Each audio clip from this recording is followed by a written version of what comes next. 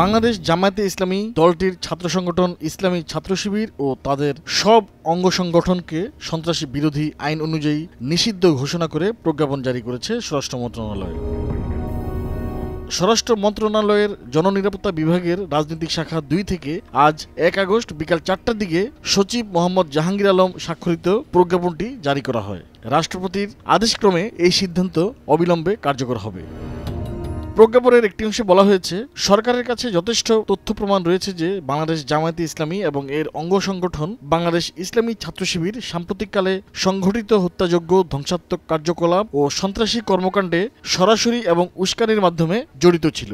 সরকার বিশ্বাস করে জামায়াতে ইসলামী ও ছাত্র শিবির সহ এর সব অঙ্গ সংগঠন সন্ত্রাসী কার্যকলাপে জড়িত। এই কারণে সরকার সন্ত্রাস বিরোধী আইন 2009-এর ধারা 18(1) এ প্রদত্ত ক্ষমতা বলে বাংলাদেশ জামায়াতে ইসলামী এবং বাংলাদেশ ইসলামী ছাত্র শিবির সহ এর সব অঙ্গ সংগঠনকে রাজনৈতিক দল ও সংগঠন হিসেবে নিষিদ্ধ ঘোষণা করল। সরকারের এই প্রজ্ঞাপনের প্রতিবাদ জানিয়েছে জামায়াতে ইসলামী। গণমাধ্যমে পাঠানো বিবৃতিতে সদ্য নিষিদ্ধ দলটির আমির ডাক্তার শফিকুর রহমান বলেন, সরকার নিজেদের অপকর্ম ঢাকার জন্য বাংলাদেশ জামায়াতে ইসলামী ও বাংলাদেশ ইসলামী ছাত্র শিবিরকে নির্বাহী আদেশ বলে নিষিদ্ধ ঘোষণা করে চলমান আন্দোলনকে ভিন্ন খাতে প্রবাহিত করতে চাচ্ছে।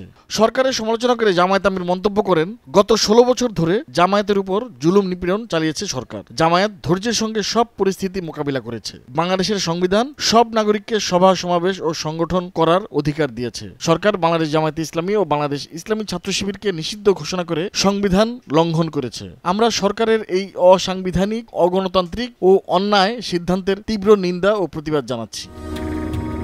ব্রিটিশ আমলে 1941 সালের 26 আগস্ট লাহোরের ইসলামিয়া পার্কে সামাজিক রাজনৈতিক ইসলামী আন্দোলনের অংশ হিসেবে জামায়াতে ইসলামী গঠন হয়। পাকিস্তান আমলে জামায়াতে ইসলামী প্রথম নিষেধাজ্ঞার মুখে পড়েছিল। 1962 সালে আইয়ুব খান প্রণীত মুসলিম পারিবারিক অধ্যাদেশের বিরোধিতা করার কারণে 1964 সালের 4 জানুয়ারি জামায়াতে ইসলামীর কর্মকাণ্ডের উপর নিষেধাজ্ঞা আরোপ করা হয়। ওই সময় মওদুদী ও গোলাম আজম সহ দলটির অন্তত 60 জন নেতাকে গ্রেপ্তার করা হয়। পরে ওই বছর অক্টোবরেই আবার নিষেধাজ্ঞা তুলে নেওয়া হয়। এরপর স্বাধীন বাংলাদেশে বঙ্গবন্ধু শেখ মুজিবুর রহমানের সরকার জামায়াতকে নিষিদ্ধ করে। সর্বশেষ তৃতীয়বারের মতো শেখ হাসিনার সরকার জামায়াতকে নিষিদ্ধ করল।